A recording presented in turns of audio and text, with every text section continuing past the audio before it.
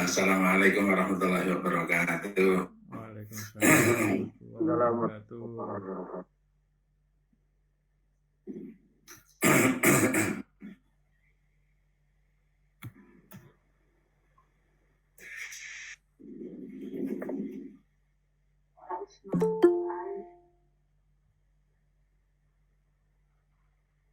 Bismillahirrahmanirrahim.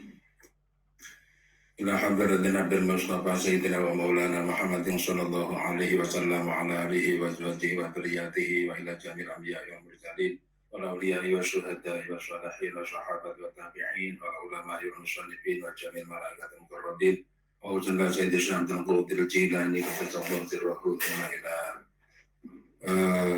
thumma ila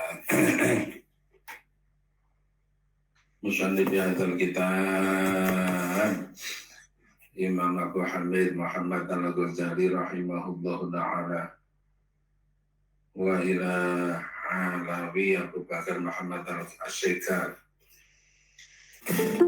nafa'ana Allah bihima bi'ulumihima bidarin amin thumma ila abi wa ammi wa jabjati wa jami'a ulati thumma ila jami'i tullabi hadil majlis rahimana wa rahimahumullahu syahlilah ilahum alana al-fatihah. A'udzu billahi minasyaitonir rajim. Bismillahirrahmanirrahim.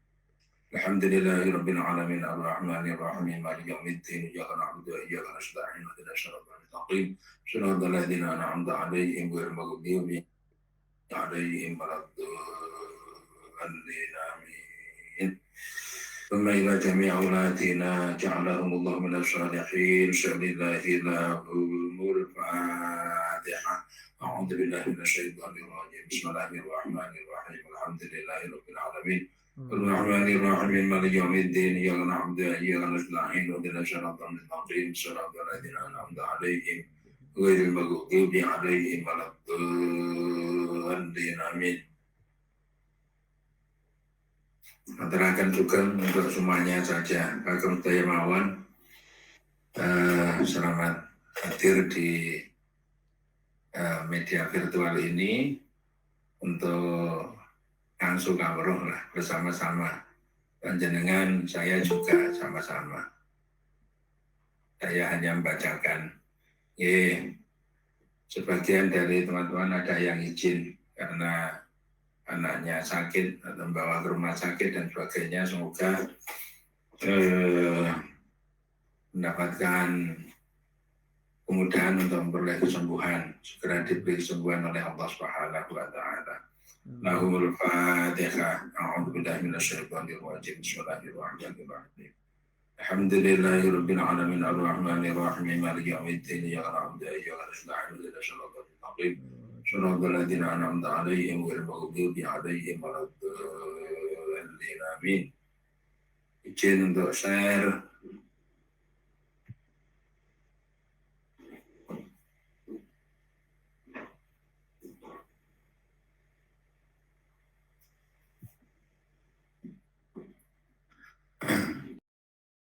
Kita sampai pasal ini ya.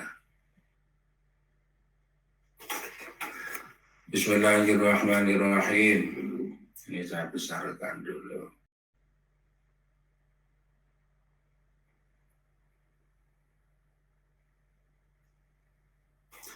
Asalun fi adabil mu'allimi wal muta'allimi. Pasal menjelaskan adab-adab bagi mu'allim, pengajar wal muta'allim dan orang yang belajar.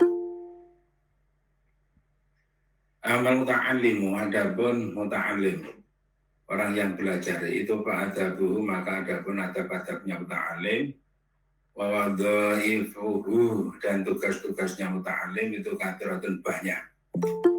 Walakin nandimu, tetapi menyusun siapa kami tapari koha akan bagian-bagian pada adab dan wadhaifah bisa berjumalin di dalam 7 bagian. Jadi sebenarnya untuk orang yang belajar itu dibutuhkan adab ketika belajar. Ada banyak tugas-tugas bagi mereka.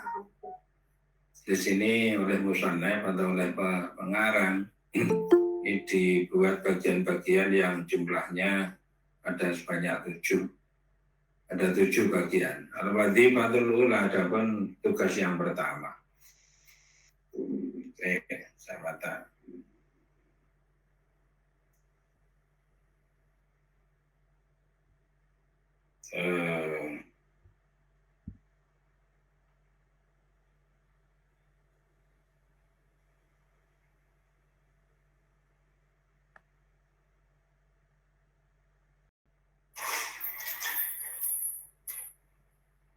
Dulu guys.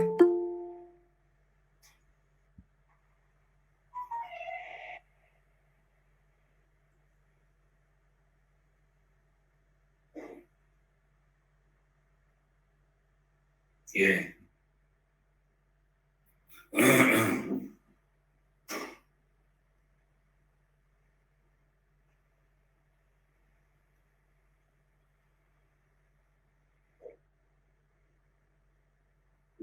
Bismillahirrahmanirrahim. Al-Wadhifatul Ula adapun tugas yang pertama.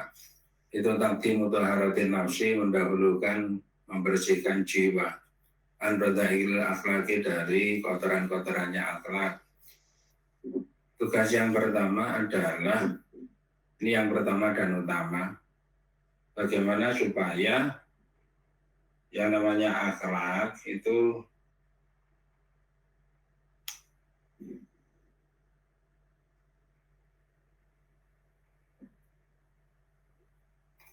Bentar.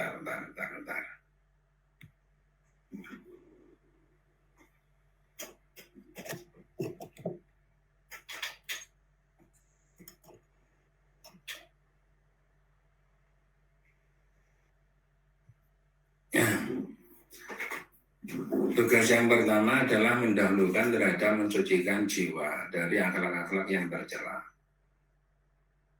Jadi aturannya sebenarnya murid itu kalau pertama kali masuk ini ya kalau apa ospek kah atau pengenalan kampus kah atau orientasi dan sebagainya. Ini yang utama adalah bagaimana jiwa ini bisa bersih, bagaimana kotoran-kotoran akhlak ini bisa dilunturkan terlebih dahulu, karena manusia itu nanti disiapkan menjadi orang yang akan menampung terhadap ilmu. Kita tahu nanti karakternya ilmu itu seperti apa, sehingga ilmu itu akan memberikan hasil. Ilmu itu akan menjadikan manfaat yang tidak hanya bagi dia di dunia, tetapi sampai di akhirat kelak. Membersihkan jiwa. Liqaulihi sallallahu alaihi wasallam, karena sabda Rasulullah, bunya adinu ala nadhofah. Bunya dibangun apa adinu agama ala nadhofati, atas kesucian. Agama ini dibangun berlandaskan kepada kesucian. Jadi kalau semuanya itu kita pahami sebagai sebuah agama, misalnya ya Allah menciptakan alam semesta. Allah berarti kan menciptakan aturan-aturan yang ada di alam semesta, termasuk entah itu aturan-aturan yang tertuang di dalam Al-Quran maupun yang tidak tertuang di dalam Al-Quran berupa hukum-hukum alam, ayat-ayat kauniyah. Ini semuanya adalah aturan-aturan Allah. Kita sendiri tidak mampu untuk melawan terhadap aturan-aturan itu. Dan kalau kita taat, maka itu adalah agama. Nah, berarti di sini sabda Rasul bunya adinu ala nadhofah. Dibangun agama itu atas kesucian. Termasuk orang yang akan pelajari ilmu pada alam semesta atau pada makhluk dari Allah Ta'ala. Atau pada ciptaan dari Allah Ta'ala. Itu merupakan bagian daripada agama. Maka karena agama itu dibangun atas kesucian, orang yang pelajari ilmu di dalam agama itu supaya juga mensucikan dirinya. Walaisat, dan tidak ada apa nadhofah itu pembersihan, itu kebersihan, itu muradatan dikehendaki atau dimaksudkan fisiabi di dalam pakaian, bil qalbi, namun di dalam hati. Yang dimaksud dengan kebersihan di sini bukan kebersihan pakaian. Misalnya dicuci menggunakan rinso dan lain, kemudian menggunakan sabun-sabun cuci yang lain itu bukan, tetapi yang dimaksud adalah kesucian atau kebersihan hati. Hati itu yang sifatnya abstrak. Hati itu seperti hard disk. Barangnya itu ada, tetapi ada fungsinya. Hard disk itu kalau dipotong itu ya akhirnya kehilangan fungsi. Tapi hard disk itu ya benda seperti kayak gitu. Hati itu ya seperti itu, tetapi dia itu memiliki fungsi. Kita fungsinya ya sama dengan otak kita ini, bisa merekam, bisa juga mengolah terhadap data-data. Bentuknya ya membran-membran seperti itu.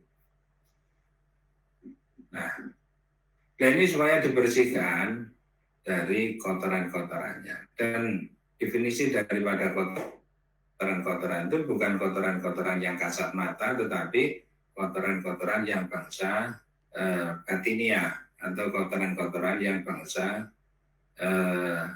tidak dilihat oleh mata kita. Wayat dulu dan menunjukkan alaihi atas alaihi atas selain saat anda dapatu muradatan fisial apa qauluhu ta'ala, firman-Nya Allah Ta'ala, innamal musyrikun najasun. Ini ditunjukkan bukti bahwasanya namanya kotoran itu bukan yang kasar mata saja, tetapi kotoran itu adalah kotoran di dalam batin. Ini firman Allah, kalau nggak salah ini di dalam surat ini, surat At-Taubah ayat 28. Innamal ya ayyuhalladzina amanu innamal musyrikuna najasun fala yaqrabul masjidal haram ba'da 'amihim hadza wa in khiftum 'ailatan fa sawfa yughnikumullahu min fadlihi insya fa in khiftum 'ailatan fa sawfa yughnikumullahu min fadlihi insya innallaha 'alimul hakim. Qatilul ladzina la yu'minu billahi wa la bil yawmil akhir wa la yuharrimuna ma harramallahu wa rasuluhu wa la yatinuna dinal haqqi minal ladzina utul kitaba hatta yu'tul jizyata ayyatin wa hum shahirun. Wa qalatil yahudu Uzairun ibnullahi wa qalatin nasara al-masih ibnullah dari qauluhum bi afwahihim yudhiruna qalatin kafarun qabl qatalahumullahu an la yuqatun. Ini menjelaskan mengenai najis-najisnya orang-orang musyrik. Di ayat ini al-musyrikun najasun, sesungguhnya orang-orang musyrik itu adalah najis. Yang dimaksud najis bukan kotoran secara fisik, tetapi ya kemusyrikannya itu yang dimaksud oleh agama sebagai kenajisan.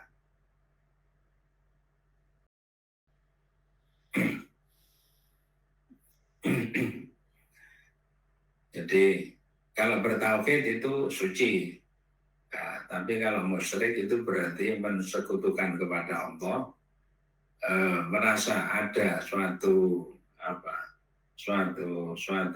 rezim yang di luar Allah yang memiliki kompetensi mirip dengan Allah.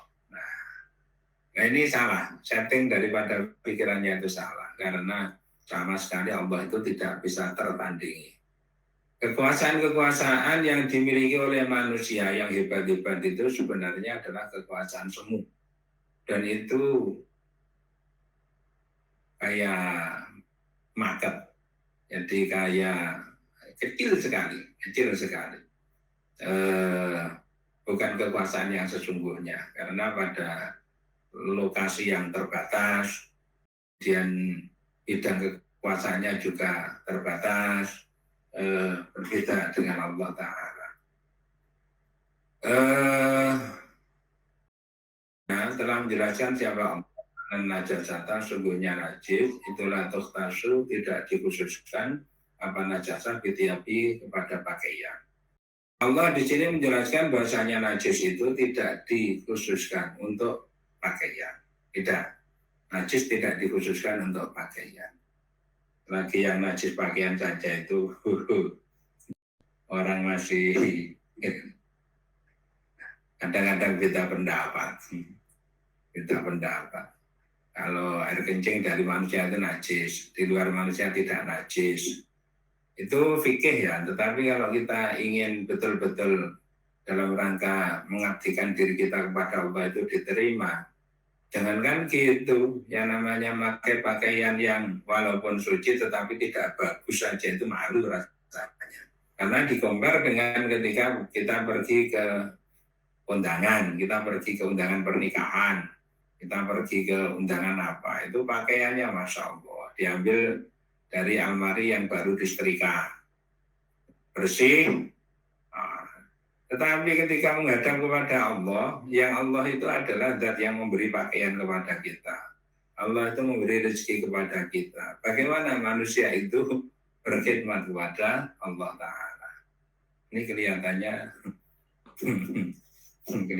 ya perlu Insya Allah kelihatannya perlu direvolusi juga ini.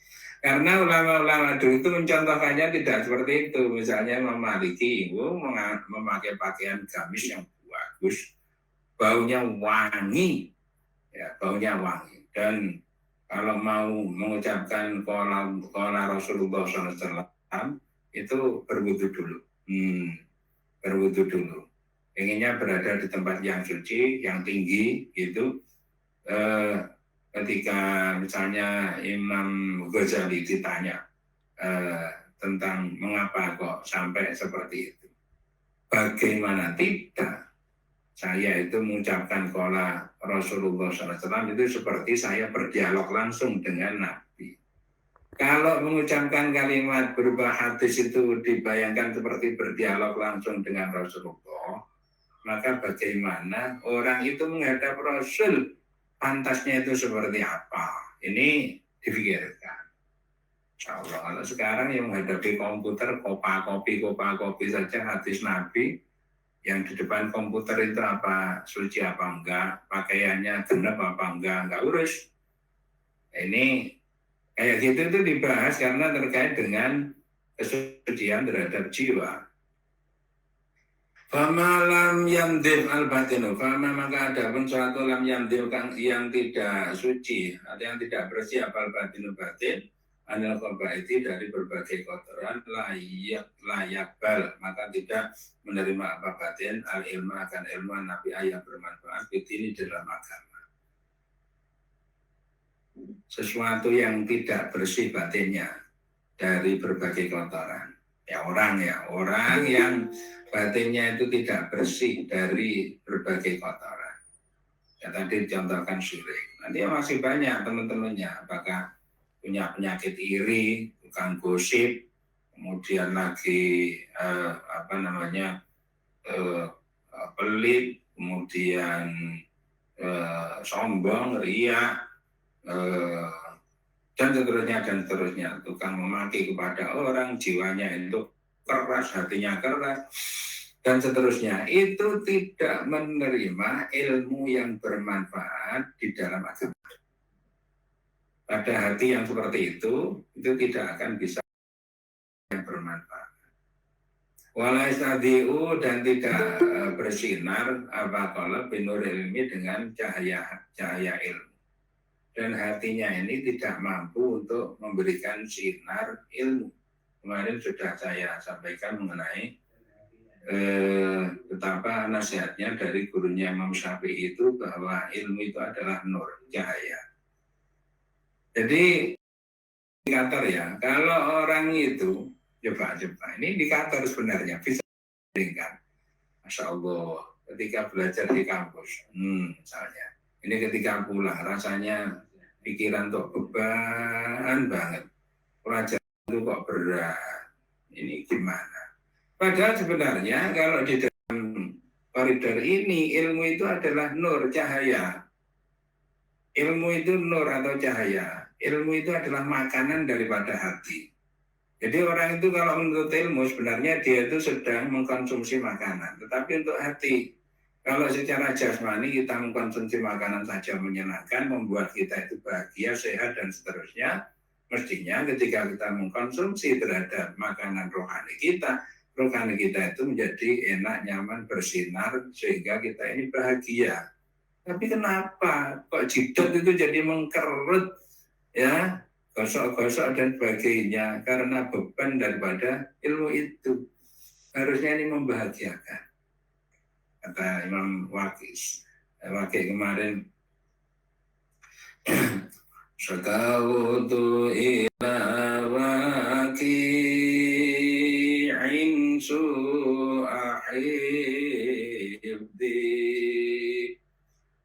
farsyadani la tarkil ma'asi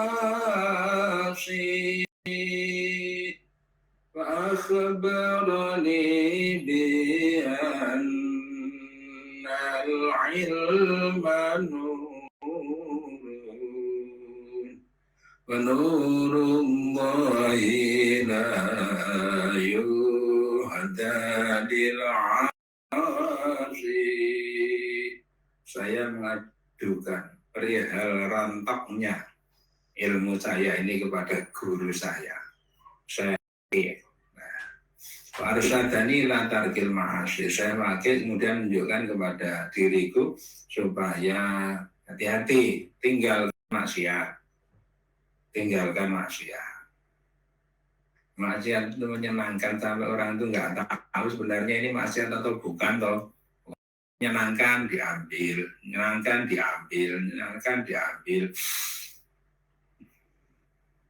Ya, mengabarkan kepada saya bahwa ilmu itu adalah nur. Nah, kalau kemasukan ilmu dalam hati kan berarti ada lentera, ada sumber cahaya di dalam hati. Hati menjadi bersinar. Bapak Ibu yang saya muliakan. Orang itu kalau di pondok, Masya Allah, hati itu rasanya bahagia. Itu kebebanan ilmu, tapi rasanya bahagia. Anda lihat bahwa Masya Allah, apa yang diajarkan guru itu masuk semuanya. Bahagia dan sulit untuk, walaupun misalnya satu kamar itu ada yang 10 orang, ada yang 23 orang, cuma status, tetapi memburu terhadap ilmu yang karakternya dijelaskan seperti itu ya. Ini harganya mahal sekali. Masya Allah, gitu. Ya, harganya mahal. Habis itulah beli isinya tuh bersyukur terus, Mas.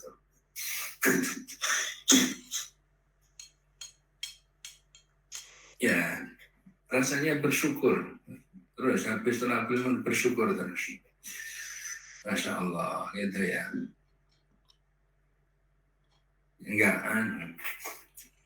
Enggak beban itu enggak, karena merasa mendapatkan bekal, mendapatkan sangu bahwa saya insya Allah akan menjadi orang yang baik, saya insya Allah akan menjadi orang yang bermanfaat, gitu. Nah, ini kalau dilepas itu eman-eman sekali, karena ini adalah pusaka di dalam diri yang akan membimbing, menuntun kepada yang bersangkutan untuk menuju selamat kepada Allah Subhanahu wa Ta'ala. Beda sekali. Ya. Kalau telah berkata siapa bin Mas'ud, Laisa, tidak ada apa ilmu itu bikatro riwayati, dengan banyaknya riwayat, cerita-cerita. Ibnu Mas'ud, sahabat daripada Rasulullah, menyatakan ilmu itu bukan banyaknya cerita, menyusun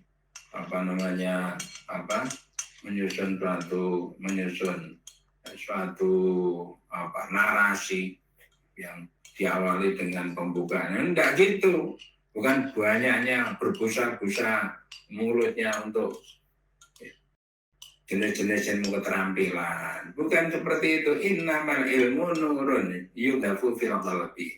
Innamal ilmu, sesungguhnya ilmu itu nurun, nur yudafu, yang tempatkan nur fil qalbi, di dalam hati. Ilmu itu adalah nur yang ditempatkan di hati. Ilmu ya. Kalau tidak seperti itu berarti bukan ilmu. Kalau enggak seperti itu bukan ilmu. Nah, ini ingat. Mungkin pengetahuan. pengetahuan.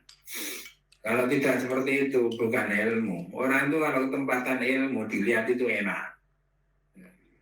Jadi orangnya bercahaya, nyaman dilihat. Karena apa? Karena dia membawa salah satu daripada derivat sifat-sifat Allah Subhanahu wa Ta'ala, Al-Alim. Makanya yang namanya siapa? Ali bin Abi Thalib itu mengaku kalau tentang ilmu, dia mengatakan ana abdu man 'allamani harfan insya'a ba'a wa insya'a a'taqo. Saya adalah hambanya orang yang mengajari kepada saya walaupun satu huruf. Kalau dia berkehendak, dia akan menjual kepada saya. Dan saya manut saja karena dia telah memberi kepada saya ilmu. Dengan ilmu itu terserah kepada dia karena rasa terima kasih saya itu tidak cukup dibandingkan dengan pemberian dia kepada saya. Kalau dia bermaksud menjual saya, oke, saya salah. Kalau dia ingin membebaskan kepada saya juga terima kasih. Waqala dan telah berkata siapa ba'dul muhaqqiqin, sebagian muhaqqiqin, orang-orang ahli hakikat. Ta'allamna, belajar siapa kita al-ilma akan suatu ilmu li ghairillahi untuk selain Allah. Apa maka tidak mau atau menolak apa ilmu-ilmu ayakuna jika ada apa ilmu itu illa lillahi itu Allah. Kami ini sedang belajar suatu ilmu, tapi ilmunya itu untuk selain Allah. Ilmu loh ya, ilmu dipelajari. Yang namanya sama dengan kereta api itu kalau berjalan itu ya mesti di rel. Ini coba orang itu menjalankan kereta api, tapi menjalankannya di mana? Di jalan bis atau di jalan aspal. Nggak mau, kereta apinya nggak mau jalan di situ. Ini ada ilmu kemudian dijalankan untuk selain Allah. Ilmunya itu nggak mau. Ilmu itu hanya mau dijalankan kepada jalur Allah Ta'ala. Fa'aba'al ilmu ayyakuna illa lillah.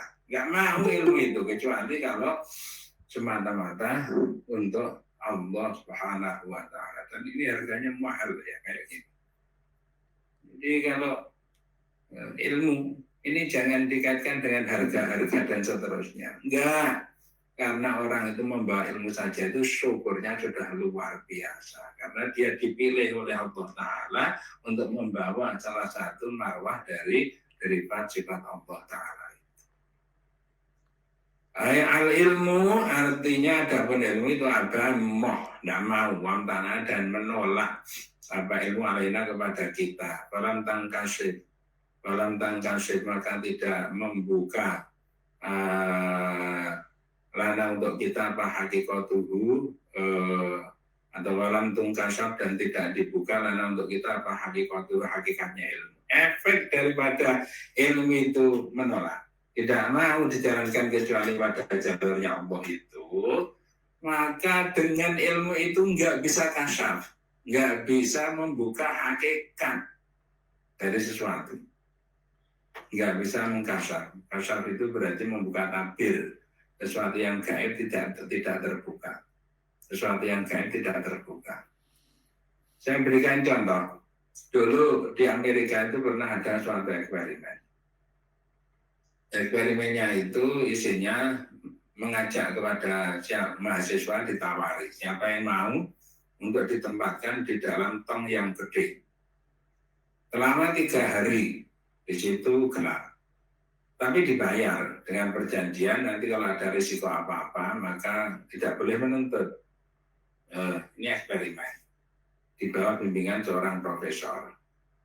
Nah, ini kemudian yang cerita itu adalah Pak Seno Sastro Amijoyo yang sudah almarhum, sudah meninggal. Pada waktu Kongres Himpunan Fisika Indonesia. Ini dimasukkan ke dalam tong. Ada yang mau, laki-laki masuk ke dalam tong. Di situ membawa buku boleh, Padahal dia itu maniak buku. Tetapi bayangkan betapa tersiksanya berada dalam tong, ada buku tetapi nggak bisa membacanya. Ditutup. Hari pertama, ya adalah rongga udara jelas harus ada. Kalau tidak, nanti nggak ada sirkulasi yang bisa berbahaya. Hari pertama oke. Hari kedua kan lapar. Kalau udah lapar itu rasanya seperti ngeliang-ngeliang itu kan. Agak gemeter, kemudian limbung gitu. Apalagi hari ketiga, bukan cuma tubuhnya yang ngeliang, tetapi pikirannya ini sok ingat, sok tidak, sok ingat, sok tidak, sok ingat, sok tidak. Suatu saat ketika pikirannya sedang mabeng gitu, dia melihat, dia merasa menyeberang jalan tol. Kemudian ada truk yang yang lewat, ada truk yang lewat. Dia menyeberang, kemudian bertemu dengan truk, truknya lewat, kemudian dia baru menyeberang. Atau itu mabeng, kemudian teringat lagi. Kemudian nggak berapa lama beng lagi. Jadi pikirannya hilang. Kemudian dia melihat ada rasanya di rumah sakit, ada perawat sedang mendorong kereta pasien. Dah titik. Setelah itu sore hari kemudian selesai eksperimen, orangnya itu kan dia lemes. Setelah lemes kemudian diistirahatkan, diberi tambahan oksigen, kemudian diberi semacam uap-uap yang mengandung sari-sari makanan. Lama-lama nanti kan dinormalkan pakai infus dan seterusnya. Nah, sudah titik. Ya mestinya ya disuruh cerita, tapi tidak langsung. Ya ceritanya tadi, kayak tadi kepada profesornya. 2 minggu setelah itu, dia itu pulang dari kampus, kemudian menyeberang jalan tol. Gitu loh. Kok ada yang namanya truk itu lewat, itu persis truknya seperti yang pernah dilihat ketika dia berada dalam tong itu. Persis. Berikutnya, seminggu berikutnya, ada temannya yang sakit di rumah sakit. Kemudian bersama temannya, diajak untuk menjenguknya. Ketika sampai di rumah sakit, lalu dia itu melihat perawat sedang mendorong kereta persis seperti yang dilihat ketika dia berada dalam tong. Nah, ini ya. Ini saya katakan untuk menjelaskan kasyaf itu kayak gitu. Untuk menjelaskan kasyaf, ya. Hanya kalau seperti itu tidak ada pahalanya, tetapi kalau dalam agama itu diatur seperti orang puasa dan sebagainya. Maunya sebenarnya puasa aja kayak gitu-gitu itu loh ya. Tambah bisa sensitif, bisa peka sehingga pandangannya manusia itu batinnya bisa menembus terhadap alam yang gaib. Itu yang namanya kasyaf, itu seperti itu. Nah, di Jawa juga ada yang namanya topo pendem untuk mencari wangsit, topo pendem. Jadi orang dikubur hidup-hidup, tapi ada lubang udara dan ada di bagian kaki itu yang ditali ke atas untuk mengecek orang yang di atas. Kalau ditarik-tarik kakinya itu masih menyambut, merespon dengan menarik-narik lagi, maka berarti masih hidup. Gitu. Nanti kalau sudah 3 hari ini kemudian diangkat, dan kemudian disuruh cerita. Persis dan seperti itu. Bismillahirrahmanirrahim. Nah kalau Nabi Muhammad itu wahyu lah. Kalau wahyu itu sudah nggak cuma sekali, 2 kali. Nah, sampai 6.666 ayat turun selama 23 tahun, 2 bulan, 23 hari. Itu terus seperti itu ya. Limpahan daripada ilmunya itu sangat banyak. Menjangkau terhadap ilmu-ilmu zaman dulu, Nabi Adam sampai kemudian Nabi Ibrahim. Bayangkan Nabi Muhammad itu harus beradu argumentasi dengan orang Yahudi Nasrani yang mengaku mereka itu sebagai derivasi yang sah dari Nabi Ibrahim. Agamanya, pemahaman agamanya. Padahal itu sebenarnya pemahamannya itu keliru. Nabi Muhammad mendapatkan penjelasan itu melalui wahyu yang sangat gamblang sekali.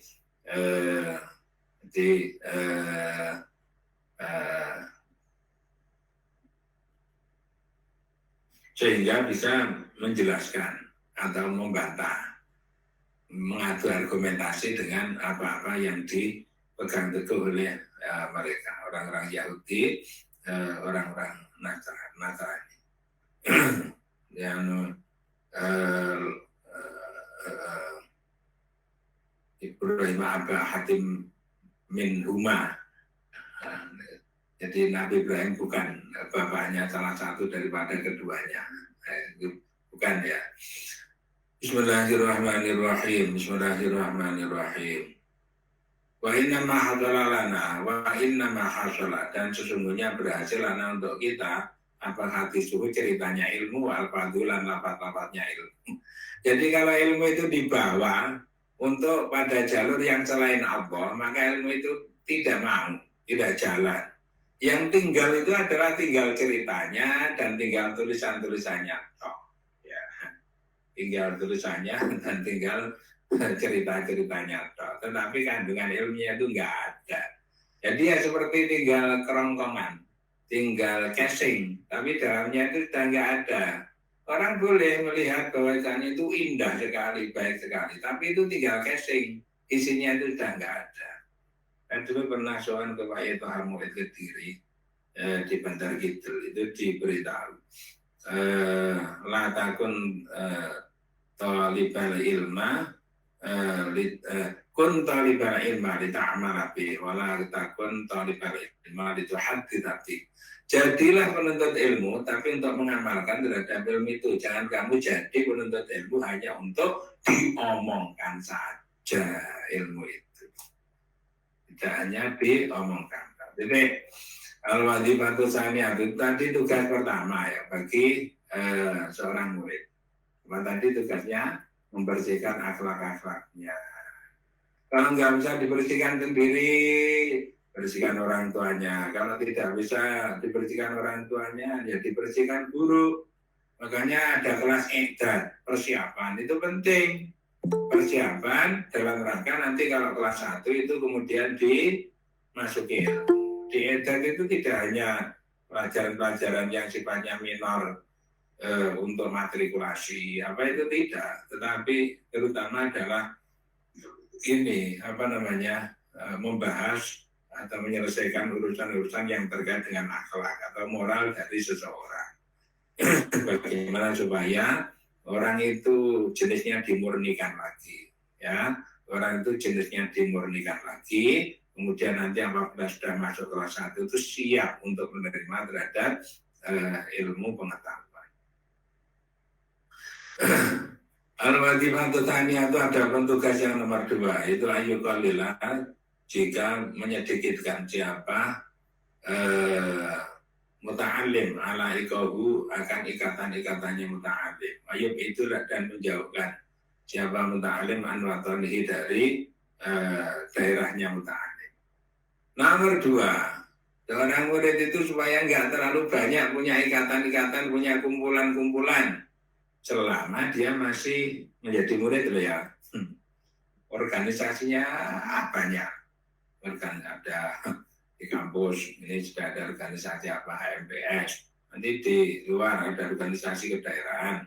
Dan juga organisasi olahraga. Adalah juga organisasi ini, organisasi sosial ini. Diikuti semua dan dia menjadi pengurus. Dimintai tanggung jawab untuk mengembangkan, untuk membuat laporan pertanggungjawaban, untuk mencari dana dan nggak fokus itu nanti. Dan berikutnya adalah menjauhkan diri dari daerahnya supaya bisa fokus. Kalau telah berlini, ya makanya Jogja ini sebagai tempat tujuan dari orang-orang yang berasal dari tempat yang jauh, dan dari Sumatera dan seterusnya.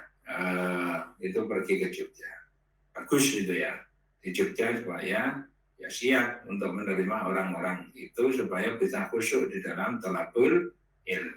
Hatta yatafarrogo, sehingga mengosongkan siapa talibul ilmi atau muta'alim, kalau bahwa akan hatinya muta'alim ilmi untuk ilmu. sampai dia itu mampu mengosongkan hatinya khusus untuk thalabul ilmi.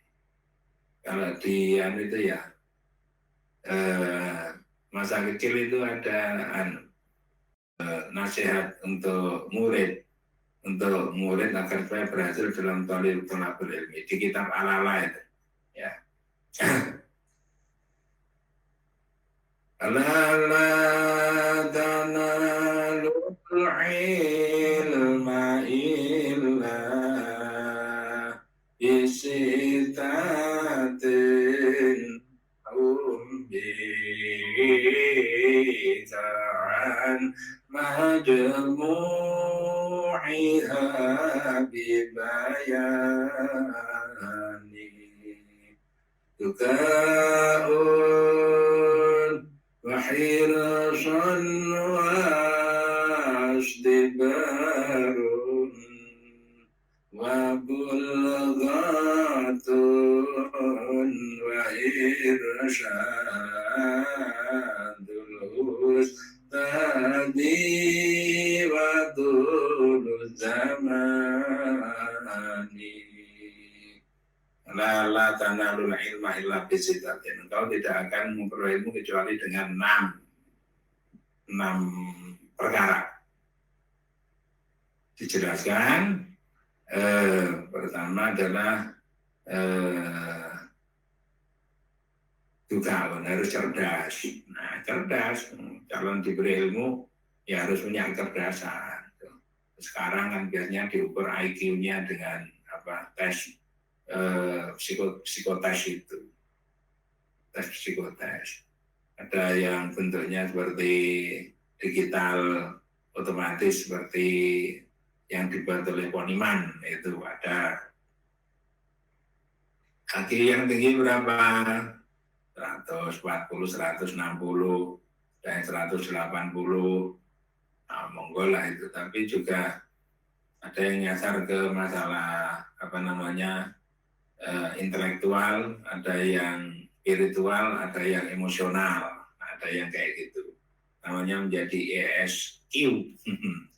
Monggo silakan. Itu di tukaun akhir semangat. Orang kalau mau terlalu harus semangat, tidak lenterak-lenteruk. Mau berangkat saja itu tidak dibangun-bangunkan, tidak diingat-ingatkan lah. Setelah belum itu tidak kayak gitu. Karena ini mau mengambil makanannya hati. Jadi harus rakus gitu. Akhirsun, pasti baru sabar. Jadi waktunya itu lama. Masa itu kalau seperti mie itu ya mie instan, itu dimakan bentar lagi sudah membuat lapar lagi. Tapi kalau ilmu itu long term nanti bangunannya jadi kuat, ya, dan nggak mudah lupa. Wabul ghodon punya bekal, punya sangu, ya orang bertalabul ilmi ya harus punya sangu. Dari mana sangunya itu diperoleh, tapi harus punya sangu. Harus terus tadi mengikuti petunjuknya guru, ini penting. Harus terus zamani, masanya itu lama. Oke, nanti yang mungkin ambil mempelajari yang ini seperti apa. Jadi dia itu supaya mengosongkan diri, jangan diisi kegiatan-kegiatan yang macam-macam sambil talabul ilmi, sambil bisnis. Jadi ini, masa hidup kita ini dibagi menjadi 3 bagian. 0 sampai umur 22 itu adalah makom tolak, mencari ilmu. 0 sampai 22 mencari ilmu, ya, cari ilmu. Jadi cari ilmu umur 22 itu, ya, 22 sampai umur 40 itu adalah makom kasab, makom cari duit. Nah, makom cari duit. Nggak dibolak-balik ya, kalau nanti waktunya talabul ilmi kok cari duit, ya akhirnya ilmunya jadi keter. Terus kemudian setelah 40 itu namanya makom tajrid, itu adalah bagaimana memikirkan nasibnya dia di hadapan Allah Ta'ala. Bagaimana supaya menjadi orang yang bisa selamat sampai di akhirat. Nabi sendiri kan gitu tuh ya. Jadi umur 40 ini diutus menjadi nabi. Nabi Ibrahim juga begitu. Falamma balagha arba'ina sanatan qala rabbi auzi'ni an ashkura ni'mataka allati an'amta 'alayya wa 'ala walidayya wa an ashkura tardur wa aslih bi rahmatika ya arhamar rahimin. Itu kan maka ketika umurnya sudah 40 tahun. 40 tahun. Bismillahirrahmanirrahim. Bismillahirrahmanirrahim. Bismillahirrahmanirrahim. Maka tidak menjadikan siapa Allah dirajulin untuk seseorang mikal ini dari dua hati dijauhi di dalam lubangnya si rajul. Pada diri seseorang itu oleh Allah tidak dijadikan dua hati, tetapi satu hati. Ya. Artinya kalau dua hati itu yang satu untuk talabul ilmi, yang satu untuk bukan talabul ilmi. Enggak. Jadi silahkan memilih mana yang mau difokusi. Walidhalika dan karena itu ilah dikatakan ilmu, adapun ilmu itu layotika tidak memberi apa ilmu kepadamu ba'dahu akan sebagian ilmu. Kata dotihi sehingga memberi siapa engkau dia akan ilmu kullaka akan keseluruhan daripada kamu. Dikatakan bahwa ilmu itu tidak mau memberi kamu sebagian saja. Sampai kamu itu memberi kepada ilmu itu seluruhnya. Jadi ibarat kita ini wadah. Kalau mau memperoleh ilmu yang banyak, bukanlah wadah kita itu semaksimal mungkin. Jangan separuh-paruh. Karena ilmu nanti itu ya kalau kita ini sudah menyediakan diri untuk sebagai wadah untuk diisi ilmu, dan kita sudah membuka seluas-luasnya, maka ilmu itu nanti akan jatuh hati kepada kita, mengisi seluruhnya kepada kita. Tapi kalau kita ini membukanya ndak utuh, ya ilmu itu nanti juga tidak mau memberi sebagian-sebagian, itu nggak mau. Pengennya ilmu itu seluruhnya. Kayak bilangan bulan, tidak ada bilangan pecahan. Tidak ada desimalnya, tetapi ini adalah bilangan-bilangan bulan. Itu. Al-Wadifatu kali satu ada tugas yang nomor 3, itu Allah yatakabaro jika tidak takabur siapa muta'alim ala ilmi atas ilmu. Orang yang kanggonan ilmu, orang yang ketempatan ilmu itu jangan sampai takabur. Hebat saya bisa ini, saya bisa ini, hebat saya. Kamu bisa apa? Nanti kan jurusannya seperti itu. Apa ada orang yang ada? Apa banyak? Ya banyak. Karena tidak memperoleh pelajaran atau didikan akhlak itu. Kalau dia pintar, dia mencemooh, menghina, melecehkan kepada orang lain. Apa nggak punya perasaan? Nggak punya perasaan.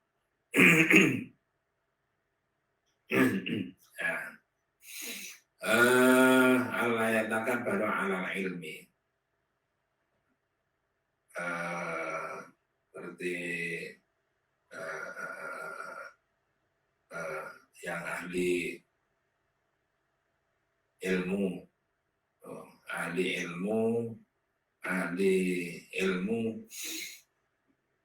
pada zaman Raja Fir'aun saja itu ternyata bisa tunduk ahli ilmu itu dengan Nabi Musa. Tunduknya karena dia itu mengetahui bahwa yang dibawa Nabi Musa itu bukan ilmu biasa tetapi ilmu mukjizat. Ini bisa tunduk kayak gitu. Dan patokannya itu kan yang namanya orang itu kalau kanggonan ilmu maka innama yasallahu min ibadihi al-ulama. Dengan karakteristiknya orang itu kalau kanggonan ilmu maka dia itu menjadi takut kepada Allah.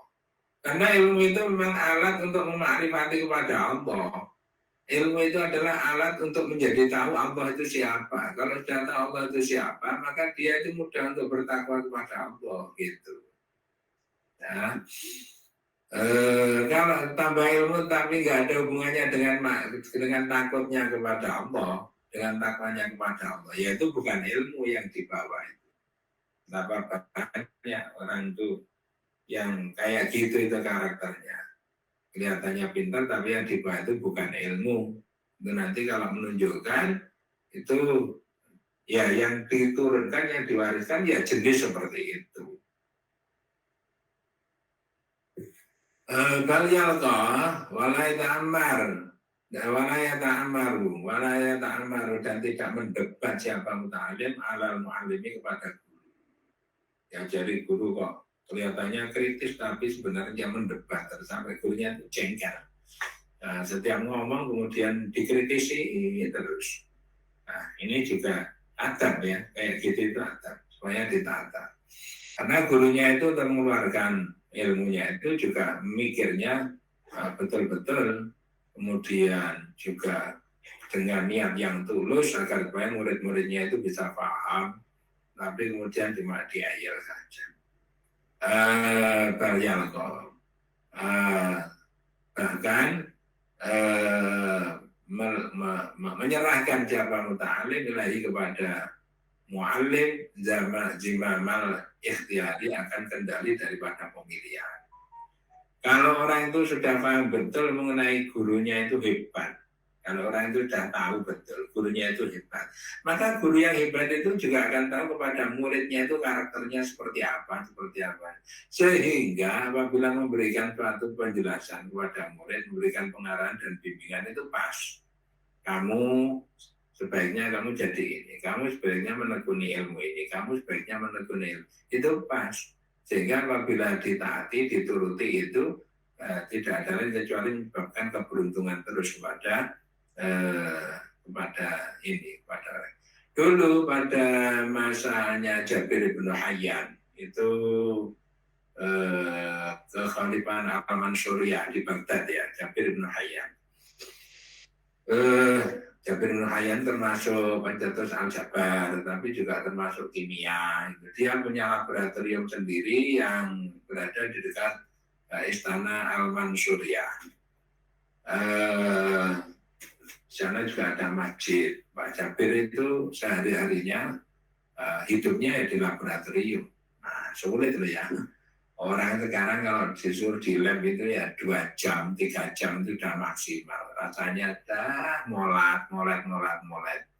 Ya, sudah nggak tahan di laboratorium. Setelah keluar, setelah minum kah, setelah cari angin segar kah, dan sebagainya. Nggak kerasan kalau di laboratorium. Pak Jabir ini hidupnya, rumahnya itu menyatu dengan laboratorium. Makanya ketika seorang pemuda, Pak Jabir itu masuk yang menemukan tetrasi di farmasi sekarang masih dipakai, seperti misalnya proses evaporasi, penguapan ya, proses evaporasi. Ini yang dengan tertutup itu, evaporasi tertutup, ada evaporasi terbuka. Nah ini Pak Jabir yang menemukan itu. Nah, ada seorang pemuda ingin menjadi muridnya Pak Jabir. Pak Jabir di mana tempatnya itu? Nah, ketika itu kalau musim waktunya sholat, ya sholat di masjid. Nah, itu menyatu antara ilmuwan dengan ibadah, itu menyatu. Nah, orang sibuk di laboratorium ketika adzan tiba, masih sibuk terus di laboratorium, tidak ke masjid. Nah, itu nanti ya setali 3 uang. Kalau ini yang tidak berhasil ya ini ditekun-tekun ya sulit untuk berhasil karena dia melawan kepada yang memberikan petunjuk atau memberikan ilmu tentang keberhasilan itu tadi. Nah, itu yang dikatakan dalam surat Kahfi itu alladzina dhalla sa'yuhum bil hayatid dunya wa hum yahsabuna annahum yuhsinuna sun'a ulaika alladzina kafaru bi ayati rabbihim wa liqa'ihi fa habitat a'maluhum wa la nuqimu lahum yawmal qiyamati wazna dan kajam jahannam bima kafaru takhudhu ayati wa rusulihi juga. Kelihatannya orang sibuk membuat pembangunan terus di dunia, penemuan terus, tetapi sebenarnya dia itu hanya perkiraan seperti itu. Kenyataannya sebenarnya dia itu membuat kerusakan. Jadi merasa membangun tetapi dia sebenarnya membuat kerusakan. Nah ini ada pemuda ingin menjadi muridnya Pak Jabir. Cari Pak Jabir. Ditunggu ketika selesai sholat. Dipanggil Pak Jabir, Assalamualaikum. Pak Jabir tidak menjawab. Assalamualaikum, enggak menjawab. Assalamualaikum. Aduh, Pak Jabir enggak dengar apa ya. Aduh, sudah malu, mau menemui lagi, sudah malu. Pak Jabir berwibawa sekali ya Pak Jabir. Karena ilmunya itu orisinil, merupakan penelitian hasil karya inovasi sendiri gitu. Termasuk alat-alat laboratoriumnya itu dibuat sendiri ya, walaupun sederhana tapi dibuat sendiri. Itu loh Pak Jabir itu yang kayak ini tetrasi ini ya. Contoh, suatu saat istrinya itu kan orang Arab itu sukanya pakai cuka kalau makan. Atau kecut-kecut ya kayak gitulah. Kalau orang Jawa yang kecut-kecut ya, karena tubuhnya keringatan. Cuka yang banyak itu. Lah cukanya itu habis untuk makan. Sudah habis. Makanya istrinya itu kemudian lapor kepada suaminya. Lah kok tadi itu waktu nyuci piring itu cukanya itu kebalik sehingga tumpah sekalian di tempat cucian piring. Bapak kita ini sudah nggak bisa masak lagi ini. Cukanya itu habis malah tumpah di tempat cucian piring. Wih, Masya Allah. Uang lagi ngepas, uang lagi sulit kayak gini. Gimana ya? Mikir Pak Jabir itu. Akhirnya apa?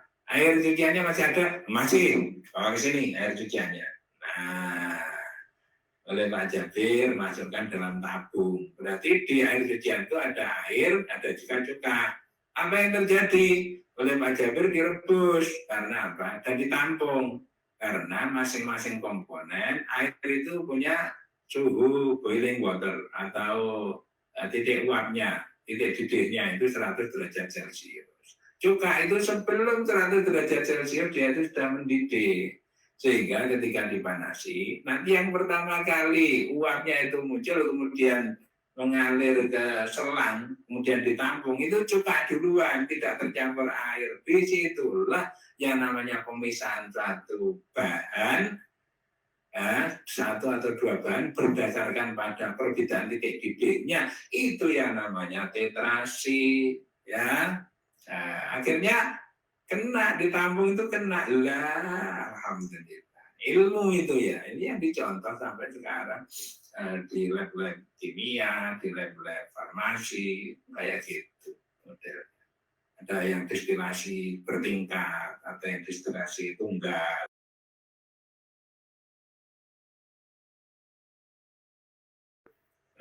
Dipakai.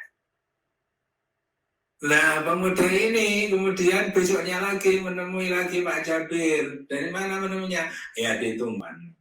Rajin ke masjid. Enggak rasa-rasa sholat. Beban sholat kayak beban.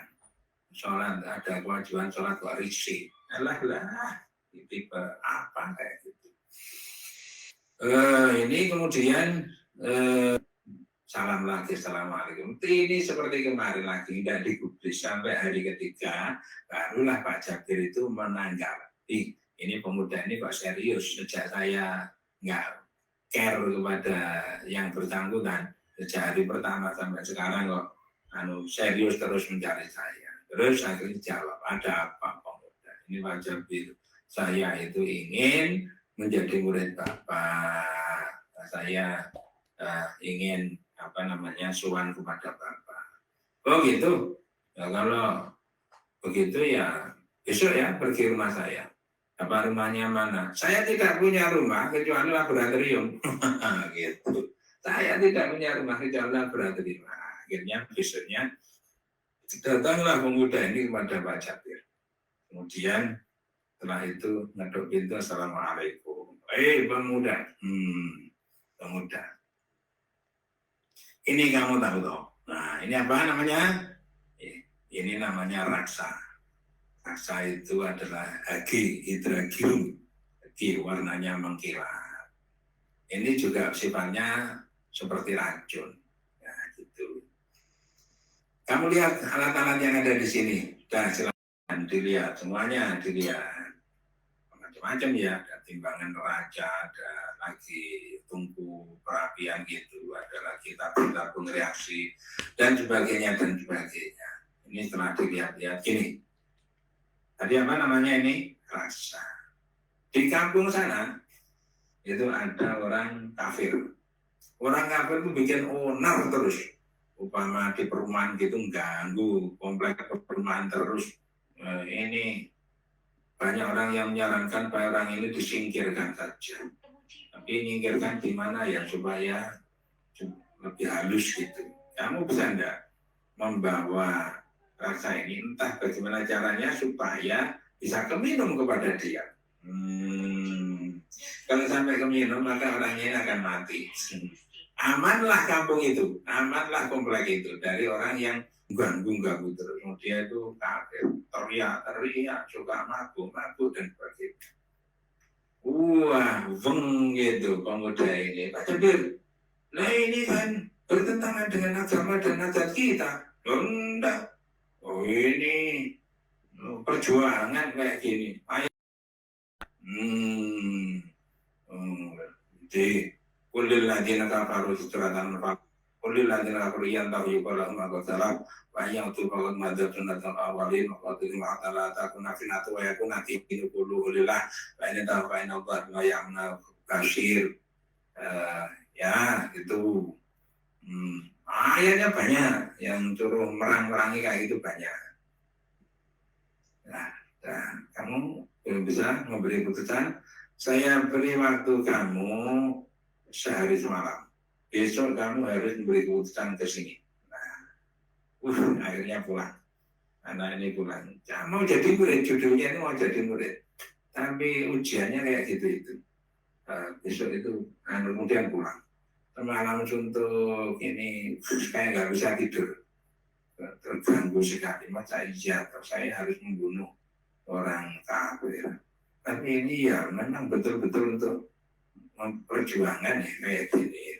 Terus bolak-balik. Tapi ini nggak boleh, adat itu nggak memperbolehkan, agama juga tidak memperbolehkan. Urusannya itu kan urusannya Allah Ta'ala. Ada masing-masing orang sudah punya ajal sendiri-sendiri. Walikuli umatin ajal. Fahidah ajal layat akhir nasa'atan walayat taqdemun itu. Ayatnya sudah ada sendiri. Nah ini kok disuruh. Akhirnya menjelang pagi pemuda ini punya keputusan. Keputusannya adalah masalah ekstrim keputusannya. Saya tidak mau melakukan sesuatu yang bertentangan dengan agama dan adat kami. Daripada saya ini melakukan seperti itu, lebih baik saya tidak menjadi murid Pak Jabir. Akhirnya besok sowan kepada Pak Jabir, salah, ayo pemuda masuk. Gimana? Sudah punya jawaban? Sudah Pak Jabir. Ya silakan dijelaskan. Ini Pak Jabir saya sudah dan seterusnya. Malam saya sudah berikhtiar gini dan terusnya. Bapak, keputusan saya daripada saya melakukan apa yang bertentangan dengan agama dan adat daripada kita, maka lebih baik saya tidak menjadi muridnya Bapak.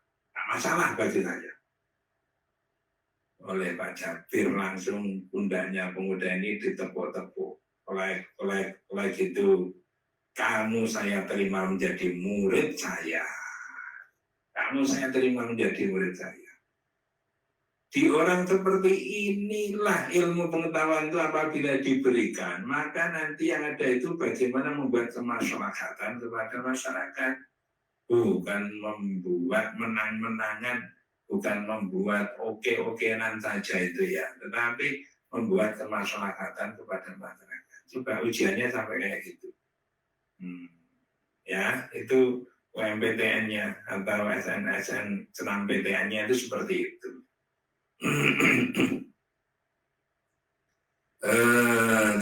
Bismillahirrahmanirrahim.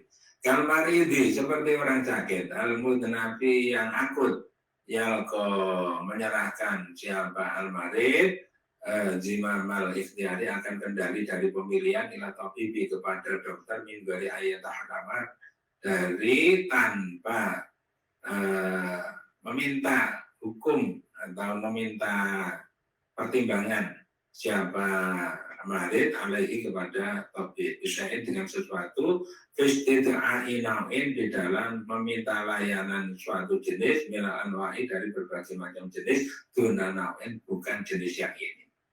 Orang itu kalau sakit apalagi penyakitnya itu akut, itu sudah menyerahkan saja urusannya dia itu kepada dokter. Pak dokter silahkan, saya itu pokoknya sakit ini, pengennya itu sembuh, menyerahkan mau dioperasi, mau diobati, mau diresepi ini, itu serahkan semuanya kepada dokter. Tanpa meminta-minta pertimbangan, Pak dokter buat saya obatnya separuh saja, Pak dokter buat saya nggak usah dioperasi. Enggak kayak gitu, tetapi full percaya kepada dokter untuk menangani kepada dia. Yang bagi dan seyogyanya apa ayuwajiba jika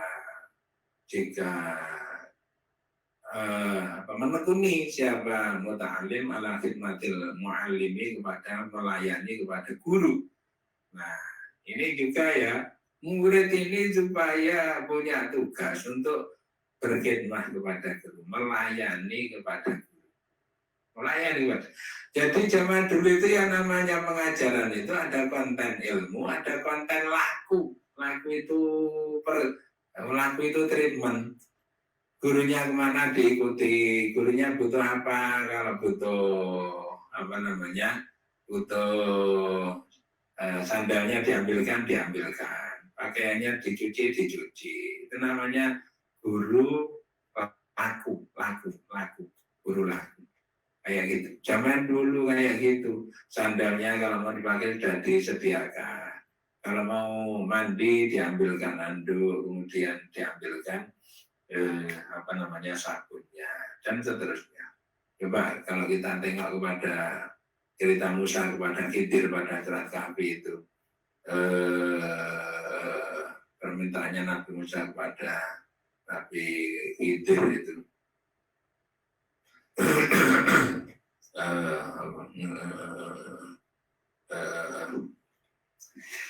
Bismillahirrahmanirrahim.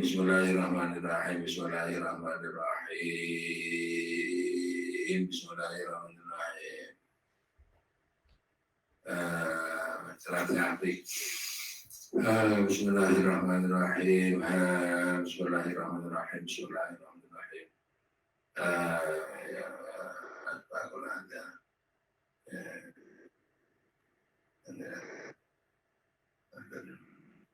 Wajadna abdan min ibadina atainahu rahmatan min indina wa 'allamnahu min ladunna ilma. Qala lahu Musa ya pembuatnya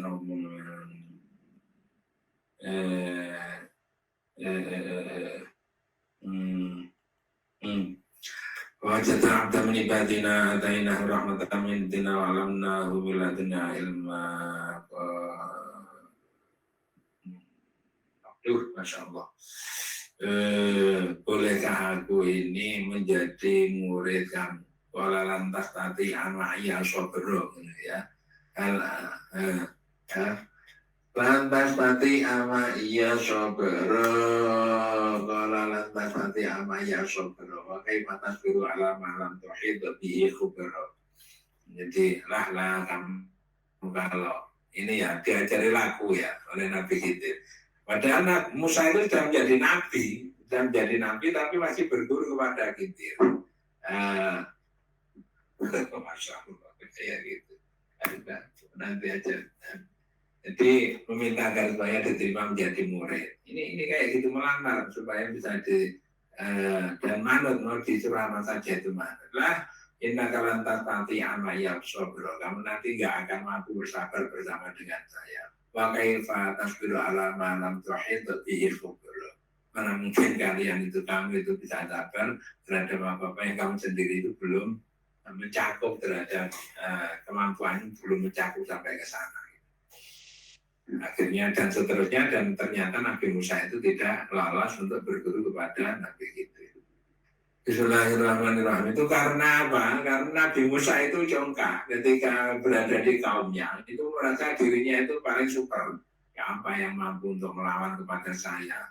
Ya, kalau pinter siapa yang lebih pintar daripada saya? Tidak ada. Ini yang terpinter di tempat ini adalah saya. Ya, yang di kalangan ini adalah saya. Weh, ditegur oleh Musa, kamu jangan seperti itu.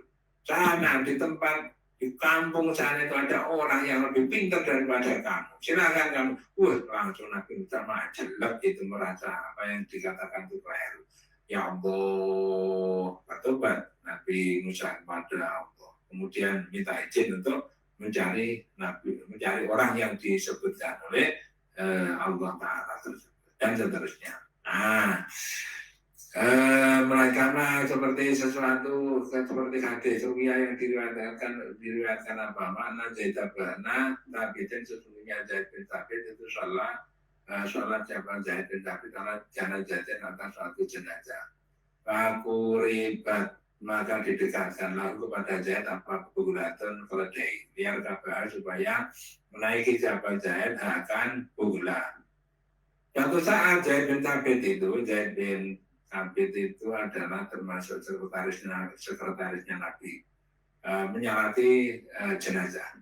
Setelah salat selesai, kemudian didekatkan keledai untuk dinaiki oleh dia. Terus apa yang terjadi? Wajah maka datang siapa Ibnu Abbas, Ibnu Abbas. Akhadha maka mengambil siapa Ibnu Abbas dirikabi dengan kendaraannya Zaid. Jadi Ibnu Abbas ini termasuk Ibnu Abbas itu termasuk anak pamannya Rasulullah, berarti sepupunya Rasulullah. Sepupunya Rasulullah itu langsung mengambil talinya keledai tadi itu, keledainya dituntun, kemudian didekatkan kepada Zaid bin Thabit untuk dinaiki supaya naiknya itu mudah. Melayani sekali. Faktolah maka berkata siapa Zaid bin Thabit, kali kosongkan, sudah bebaskan aja. Tahu kalau Zaid, tahu kalau itu adalah Ibnu Abbas, yaitu keponakannya sepupunya Rasulullah, maka udah biarkan saja, keledainya biarkan, angkat darimu ya benar Amir Rasulullah wa putra paman Rasulullah.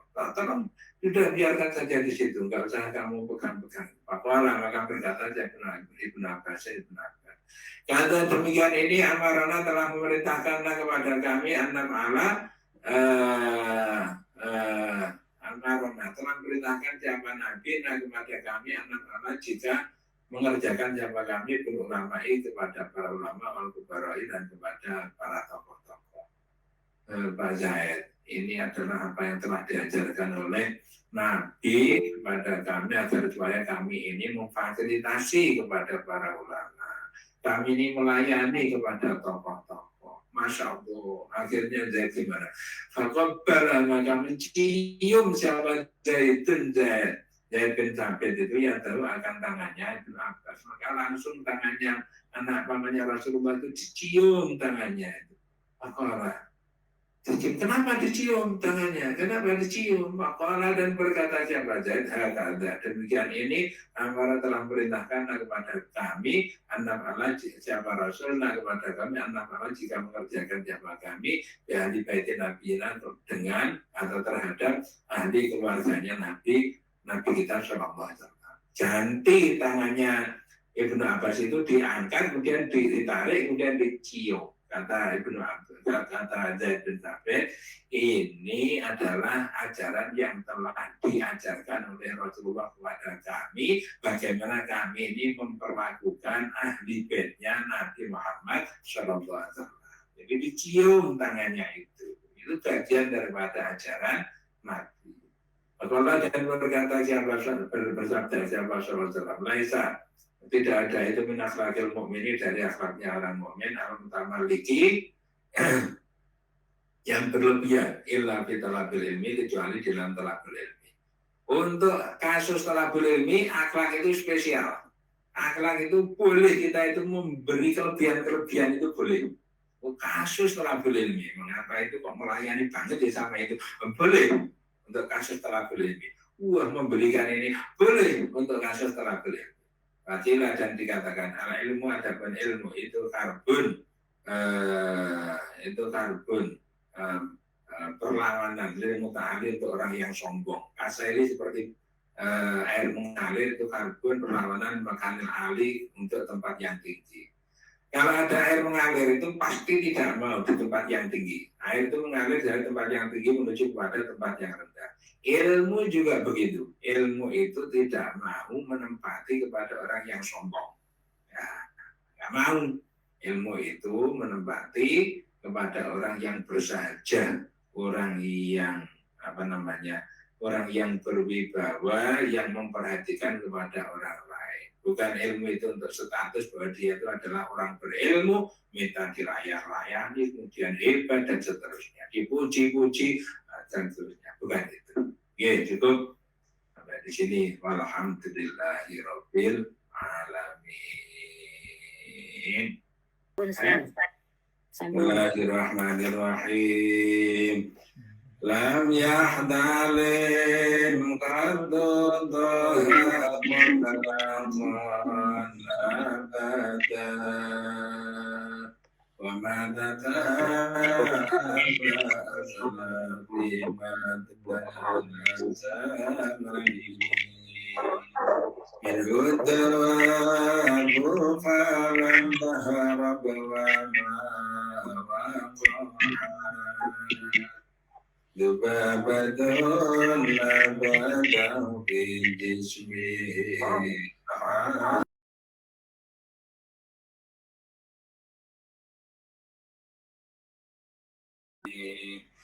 Qalbi kana min ru'yatun tabadat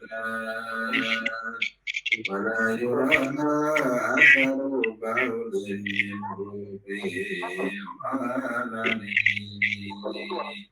Qalbuhu lam yanam wa aynu qad la'asad ولا يرادل بالشمس ذو الفضل إطفاء قد علق قوما إذا جلسوا البلاد في بمقدم هذه الخصائص فحفظها تكون أمينا من شر نار وسرور